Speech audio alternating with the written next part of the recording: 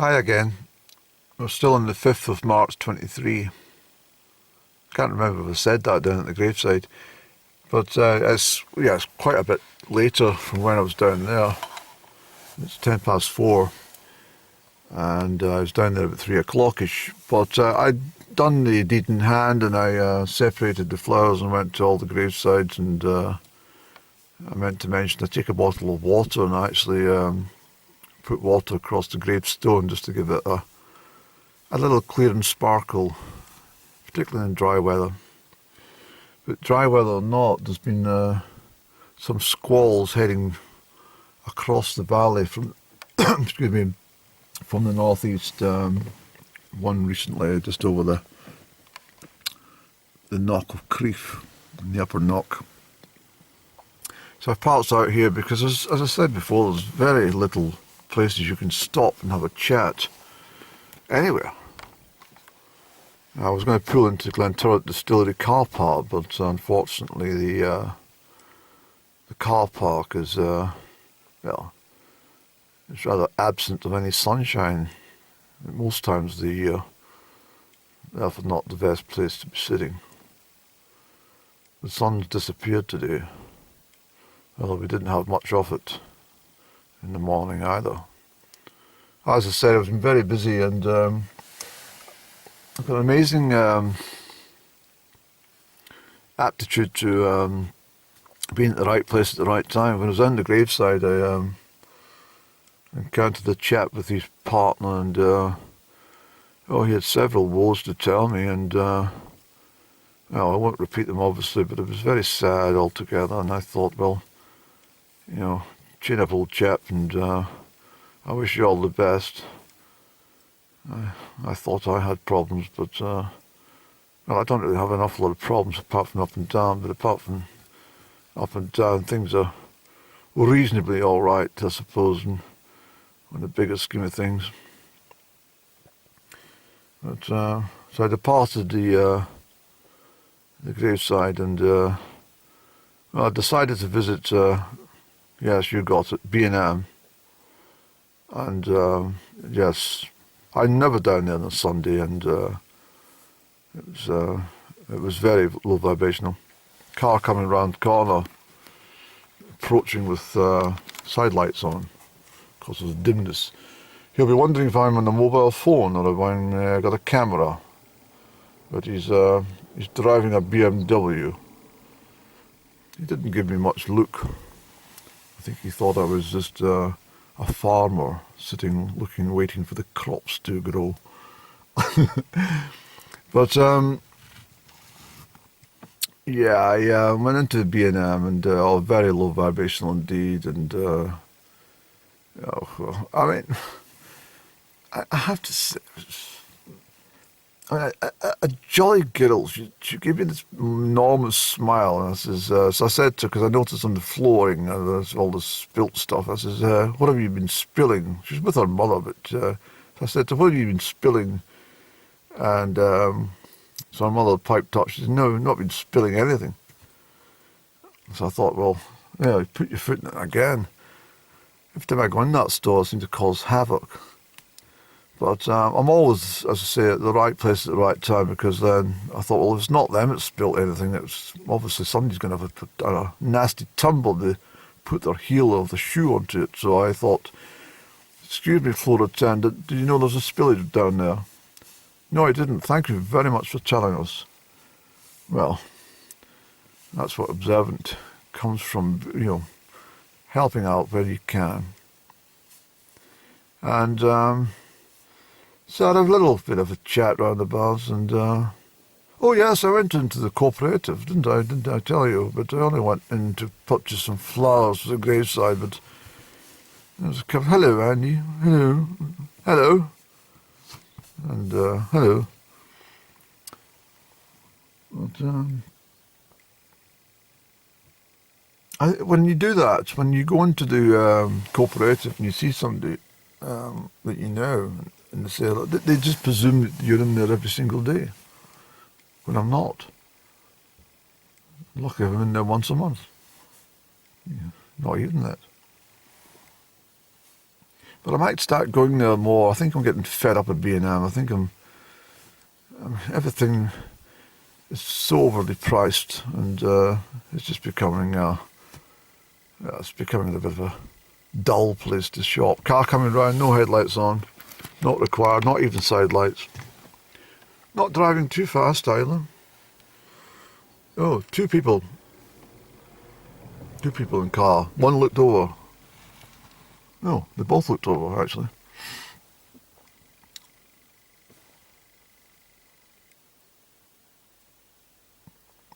I'm just thinking there, you see the way the fields are, and I've mentioned about the stubble, I won't go back into a lot of detail about it, but this time of year being March, and particularly as I smelt it this morning, and they're putting on the farmers are putting on the manure onto the fields, which is great news, and it's the right thing to do.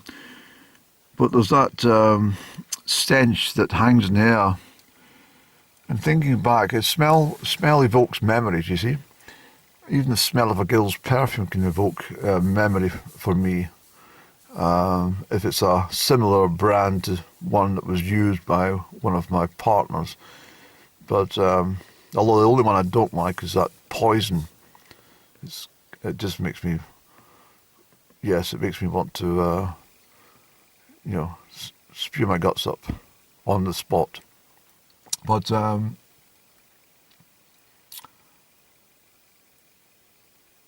what was I going to say? Oh yes, and the thing about March was cross-country season.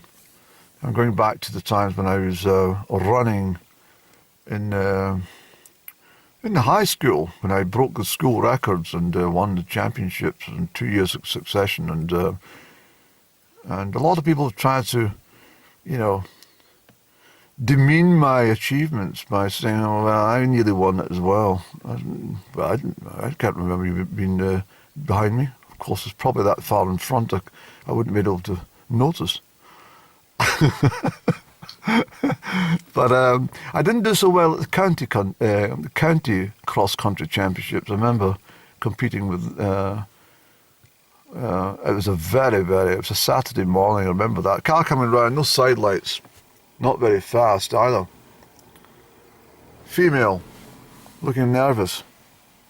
Think had dog in the passenger seat. Probably can't get a boyfriend.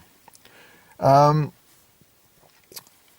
used to be held in North Perthshire, and the particular one I ran it was, I remember it on a Saturday morning, and it was absolutely dreadful course. It was the championships, of course, and it was really, really mucky, muddy fields like this, and very heavy going. But my training, of course, was geared up for this kind of stuff, because I spent most of the winter, when I wasn't on the 10-mile run on this road, on the Saturdays we were cross-countrying it, and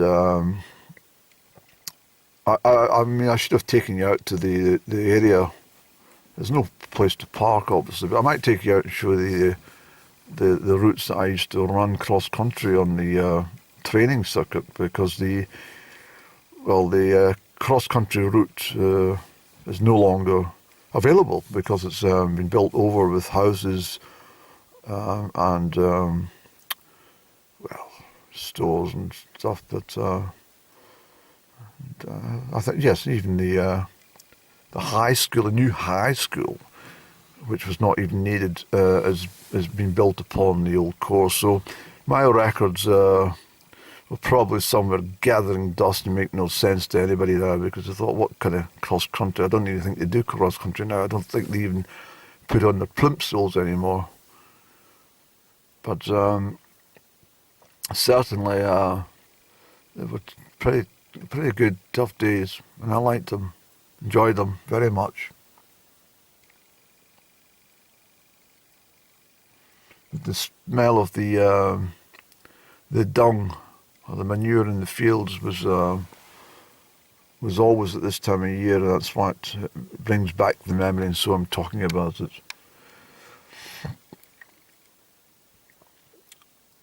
The problem at this time of year as well, as everybody knows, extending daylight in the day means you're not wanting to have your tea at the normal appointed time because it feels too early because it's still daylight. So you start extending it, and then what happens is you're very peckish when it comes to about 5 o'clock. I never have my tea at 5 o'clock. If I had to sit down to a 5-course dinner, and I still bring out the soup tureen and the ladle, even for one. And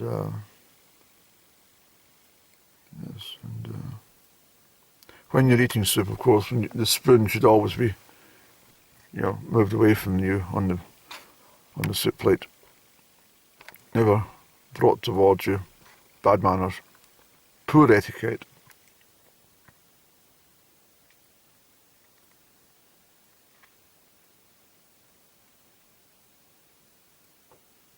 Actually, when I was sitting with Kitty that time up at Tom and Tower, I thought to myself, she's going to notice if I do anything peculiar with my fork and knife. Well, I won't keep you very long today on these little vlogs, but I thought I'd just do a little chatty one today.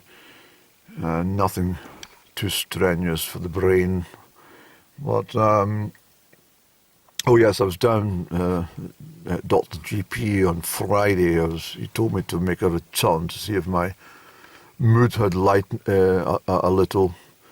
So I went down. It was 10:30 in the morning. And he says, "Well, you managed to get out your bed. Can't be that bad." I says, "Well, it's mid-morning. It's late winter. It's almost into spring." And car coming around, side lights on, not excessive speed. Knows I'm sitting here with a camera. 2 people. Passenger stares over. Not too inquisitively, I have to say. So Dr. GP said to me, he says, "Last time your dad prescribed you a 40-ounce bottle of spirits and 50 grams of fine tobacco. How did you get on?" I says, "Well, I delved into the tobacco, but I'm afraid the spirits is still sitting at the bottom of the larder floor." And he said, "Well, it's no use, sir. I told you to drink it." I said, "Well, I don't want to drink it." He says, "Well, you're going against medical advice." And I said, "But I don't like the spirits that you have." He says, "What did they give you at the chemist?" And I says, "They gave me a 40-ounce bottle of vodka. I don't drink it." He says, "Well, I'll write another one." And she says, "Would you prefer whiskey?" I says, "No, I don't want it. I don't drink, Dr. GP." So he says, "Well, you're coming down here moaning and groaning about, problems and, up and down and stuff like that, and I'm fed up with it."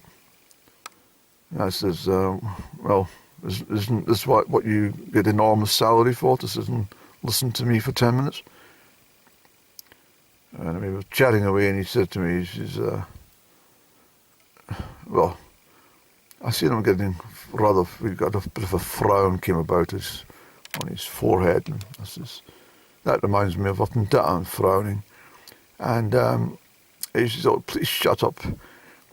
And he says, "I'm really, really not in the mood to listen to you. You've already been sitting here for 4 minutes, and I'm fed up with you already."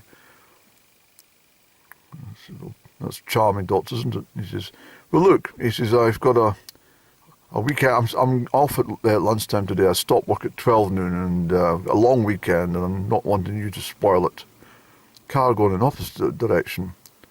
Must have side lights on because the rear lights are on. Not braking for that long, I don't think." He says, I'm off at 12, and a fantastic weekend ahead with the sailing club, and I don't want my mood altered with you moaning and groaning and being miserable." I says, "Well, would you like me to come back another time?" And he says, "No, just sit there, and if you don't mind, don't speak. I'll just put some notes up." So he tapped away on the computer screen, on the keyboard, and And he says, and then he turned, I think it was about 4 minutes later, and he turned round and he said, "Are you still there?" I said, "Well, do you want me to go?" And he says, "Yes. I don't want you spoiling my day." I says, "Okay, well, I'll see you in a couple of weeks." He says, "I hope not." I said, "Well, enjoy your sailing club weekend." He says, "Well, thank you for that. Bye-bye."